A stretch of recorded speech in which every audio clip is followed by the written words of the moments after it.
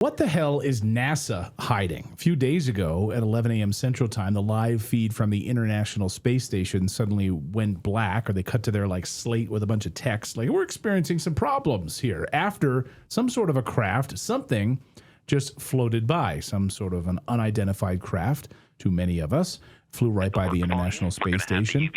So you can see it right here.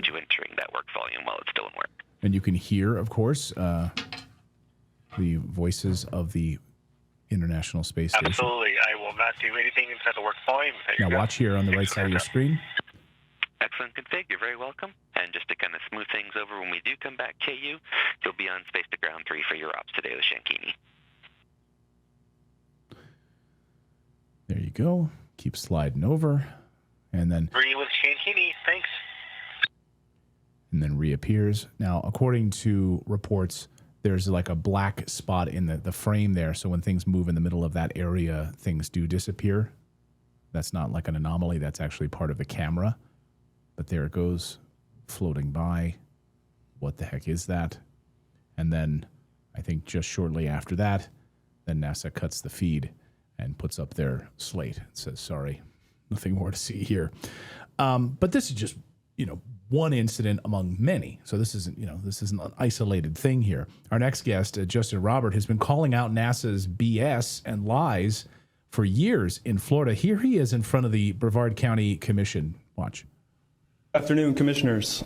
Today I'd like to bring to your attention a potential fraud on an enormous scale happening in York County. There's now clear evidence of NASA using numerous methods to grossly mislead the public about astronauts being on the International Space Station. During interior ISS scenes from NASA's own live feed, the use of wires, harnesses, green screens, and virtual reality have been detected to achieve the appearance of a weightless environment.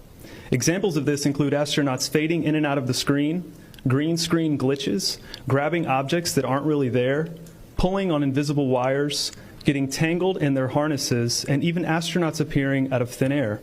This begs the obvious question. If they're really up there, why are they using Hollywood techniques to fake the footage? Great question. Justin joins us now. Thank you, Justin, for, first of all, I love that you're trying to bring awareness to this and call out NASA's fraud.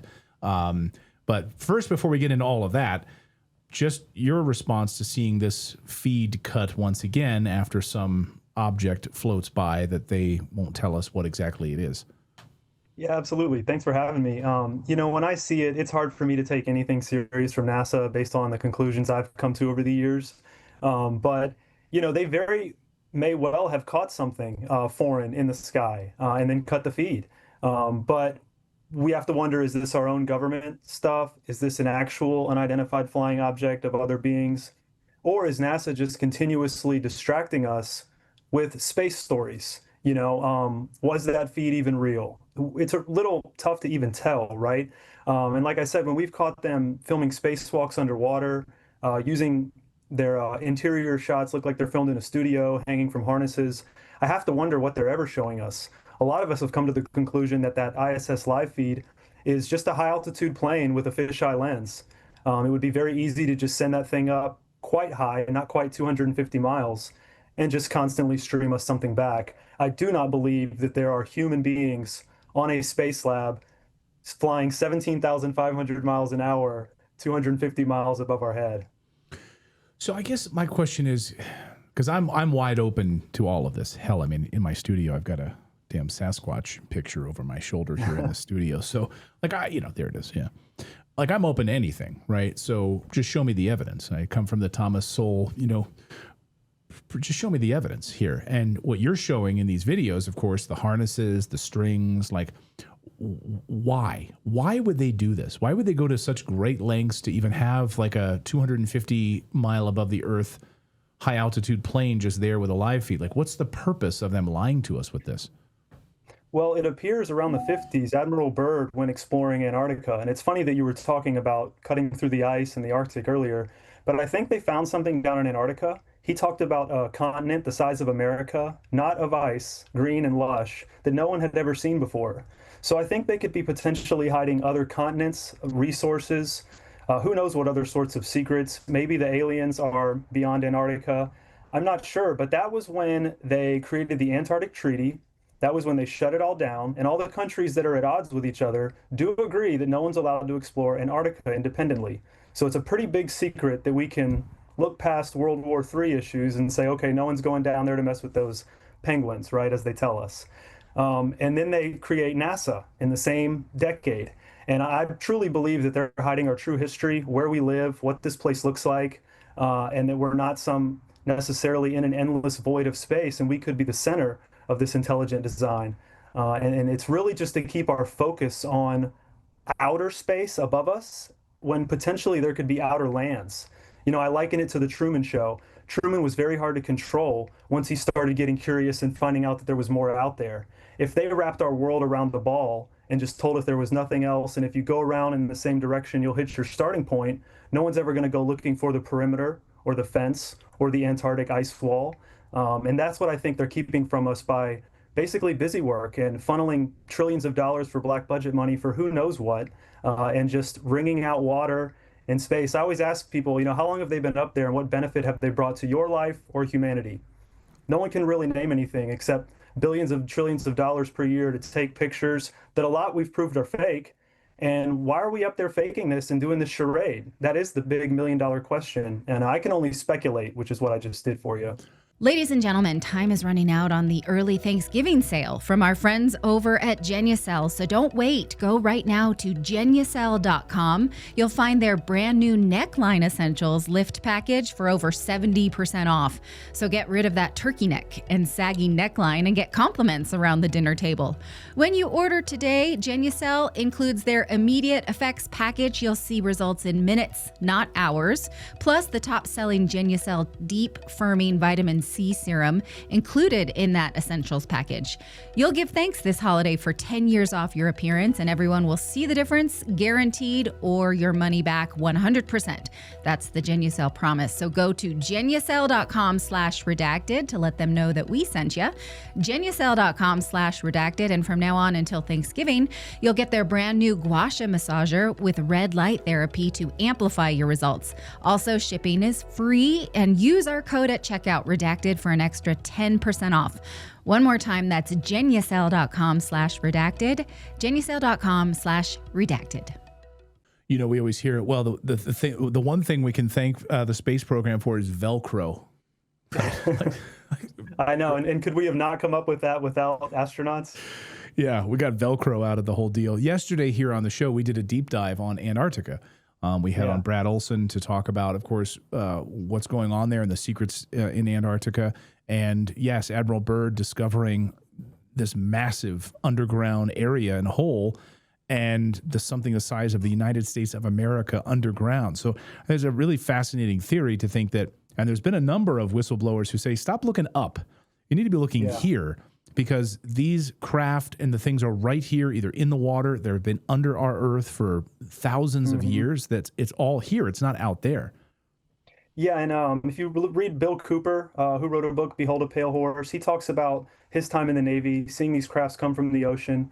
We don't know what's down there. It's very unexplored. So you've got to wonder if extraterrestrials, if you think about the word and break it down, it sounds like extra terrain, extra territory. The extra territory could be what Admiral Byrd found. And that could be where these beings are coming from. I like to stick with what I can prove. It's really hard to prove that the aliens exist, but it looks like there's more evidence that they come from outer or under than, up above us.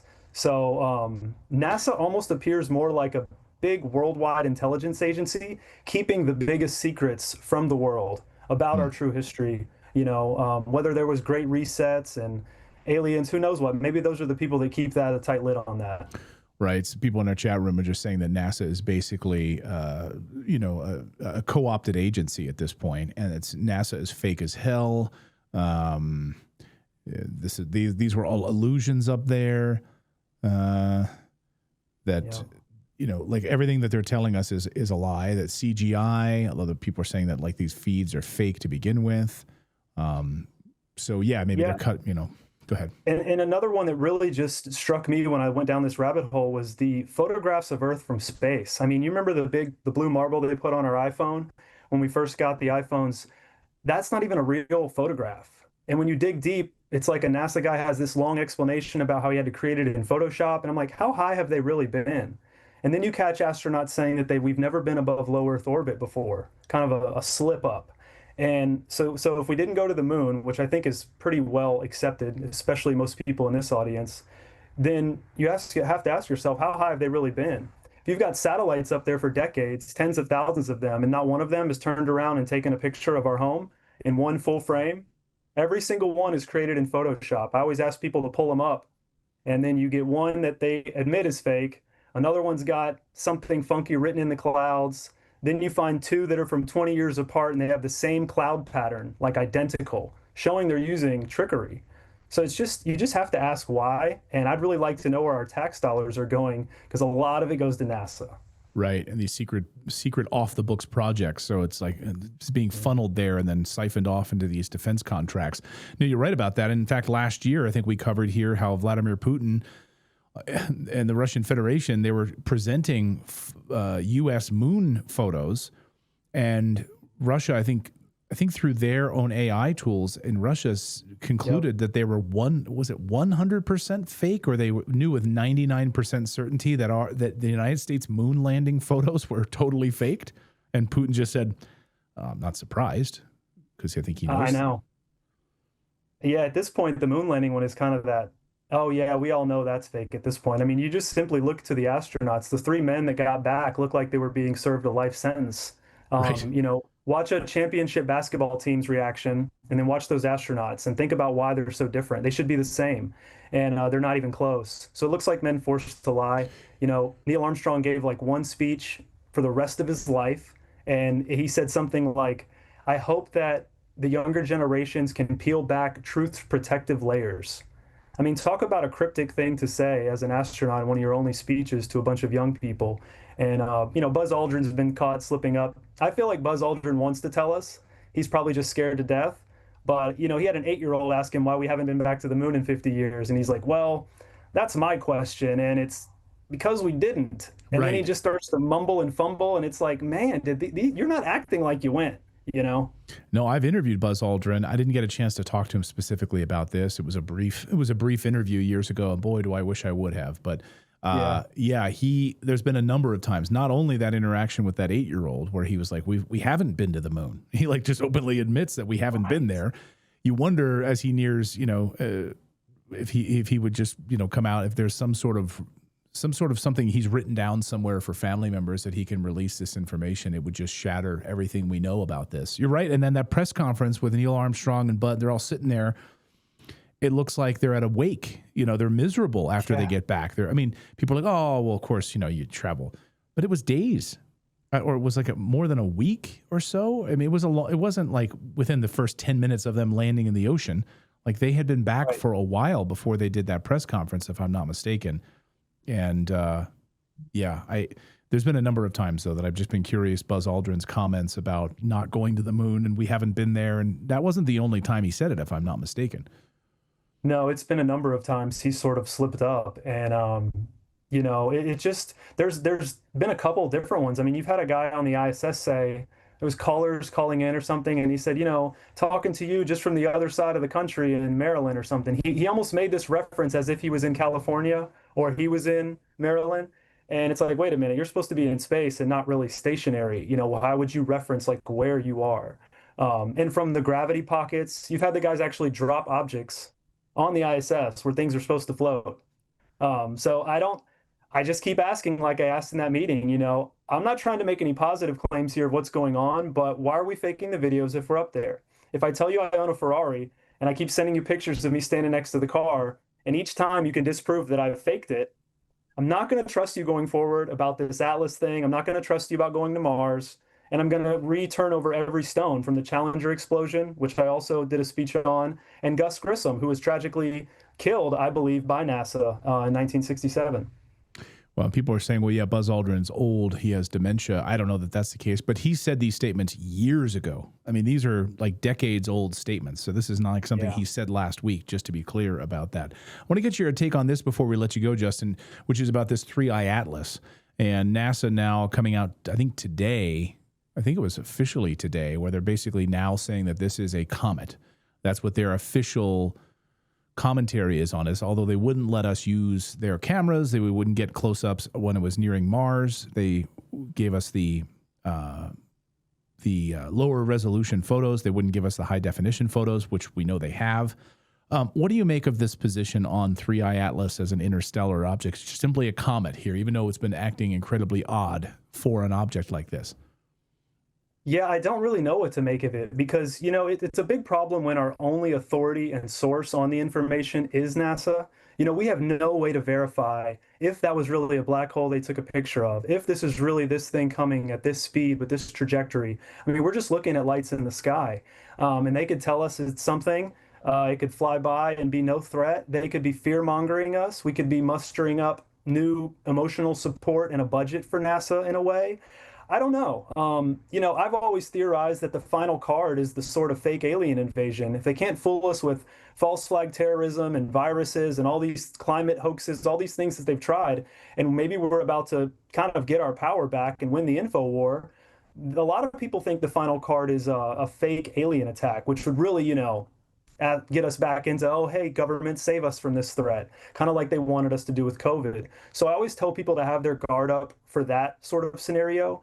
Take everything they say with a grain of salt and just keep an eye on it. We really can't do anything but kind of watch what the information they feed us and vet it and, you know, use our discernment.